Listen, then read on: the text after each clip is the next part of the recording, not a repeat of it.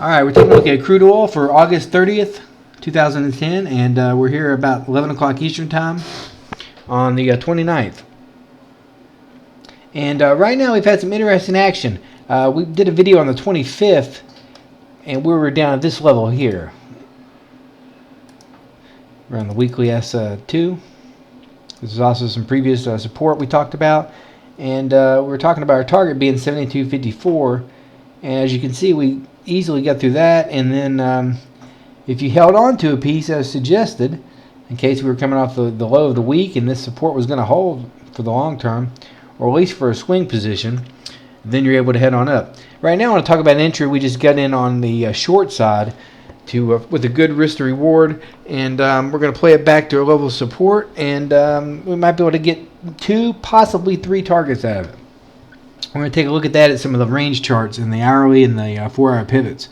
But this is the daily chart, and coming off that 786 we talked about, which is the last swing high to the swing low, we're here at the 38.2% Fibonacci retracement.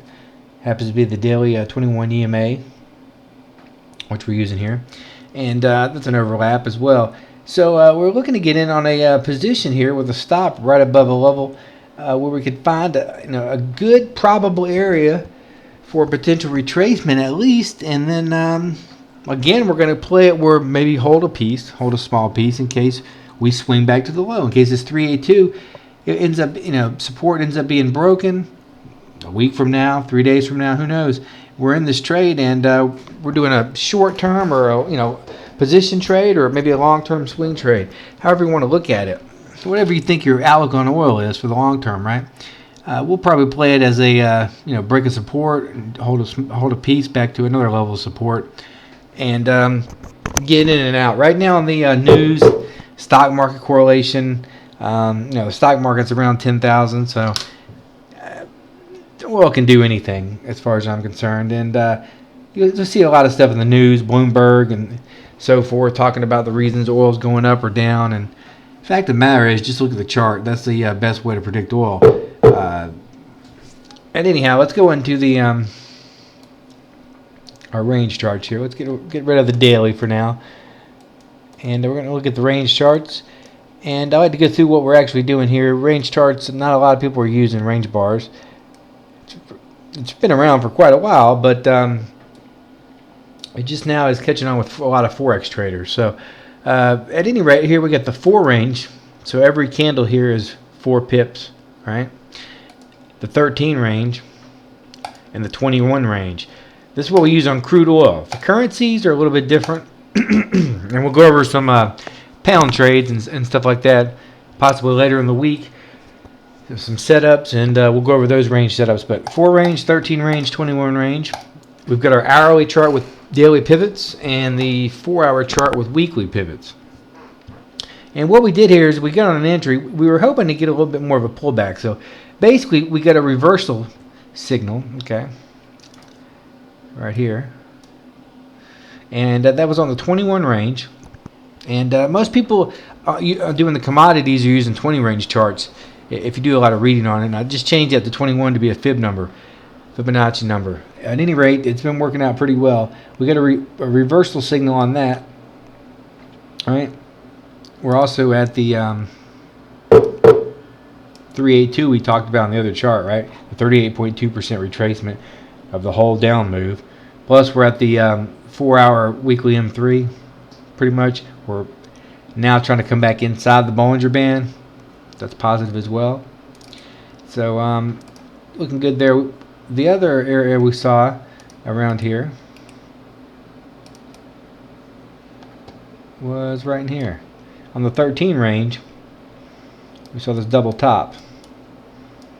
Not quite a high or low, but a double top. So we were like, wow, we got the signal here, the 13 range, which was when the 21 range triggered off of these other levels we talked about, from moving from the daily chart to the 4-hour pivot. Using the Bollinger Band, knowing we're outside of that quite a bit. We had such a strong move up. And then on the entry, we're using the 4 range. And what we did here is we were hoping we did a fib off that top to the first level of support where it bounced to maybe potentially go back up after we got our reversal signal on the 21 range, right? So we drew a fib here, and this is all happened very recently here. And then we came back and hit the 50%. We were hoping to get a 618 or a 61.8% retracement or a 78.6% retracement. That way we could have a larger position size and a better entry, right? Shorter stop. Either way you want to play it. Larger position, just overall better stop. It's up to you, right? Anyway, we got the rejection at the 50%. So we took down the position size we were going to take. We were able to get in at the 786 and get a reversal signal.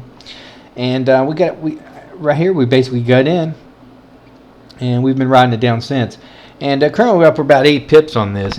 And what we're looking to do is get through this level using the 21 range. And once we get through there, we're going to be lock and break even basically. Once we get through the 15, 14 level, we want to lock break even. And, got to give oil some room to breathe, but this really feels like it's coming down. And sometimes that actually does play out. First levels for targets here are going to be this hourly 21. The issue with this is it's dynamic support right now because we've been in an up move. And this is going to move up every hour.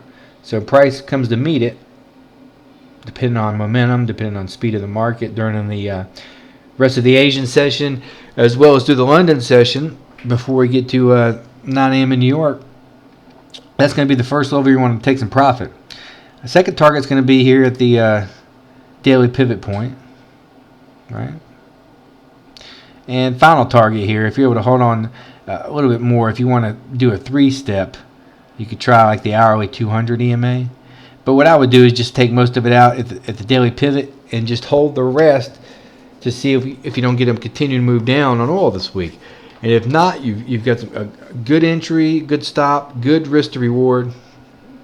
If you see here, our stop is just above, we've got a fixed spread on the broker here of 4 pips. So our stop's up here at 62. And our entry here is at 39. So we're hoping to get, a little bit better around this level, or possibly this level for the entry. That way we could have a little bit tighter of a stop. So we just lower the position down a little bit. And either way, we're looking for this to come back and hit our levels. And we're going to lock break even as soon as possible. As soon as we get through this level here is where I'll be looking to lock some break even. So that's pretty much the crude outlook for this evening. Coming back to support. And then tomorrow, when we get to the New York session, we're going to be looking at the Dow, which has been at some key levels here. There's been a lot of talk and a lot of chatter, and we'll just play the chart. So right now, we clearly had a large bounce on crude oil, off of that weekly S2, and I hope somebody was able to get in on that. It's showing here as the new weekly M1, but that was last week's weekly S2. So we bounced right off of that, and just a strong bounce. Bargain hunters is what they were calling it, I guess. Some of the fundy guys.